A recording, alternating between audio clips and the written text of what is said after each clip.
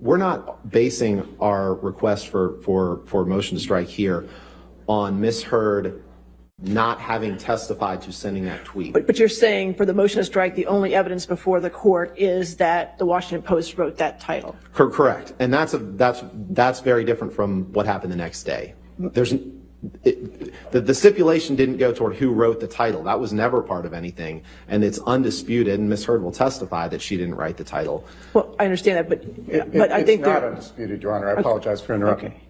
But I think the issue is that whether it was republication. Well, and I'll get to that next. But I know, but the problem is, how do I do a motion to strike when that evidence isn't before me yet? Well, the republication isn't.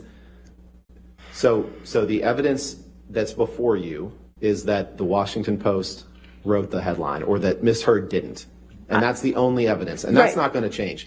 The tweet, which was the only subject of the discussion of the pretrial conference, where there was no stipulation, it was just an agreement that we're not going to base a motion to strike on them not introducing evidence of the tweet.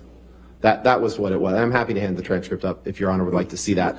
But that isn't actionable because under the Lakova versus Halper case, 995 F3rd 134, retweeting a link doesn't constitute republication. Now, that case dealt with Well, it does if you add something to it, but I just don't know the evidence. Your Honor, very quickly, it's a judicial admission. They admitted in Ms. Heard's answer, she admitted to the tweet. So that establishes that she adopted the op-ed in its entirety, and it was discussed. We talked about judicial admissions. One was the op-ed itself.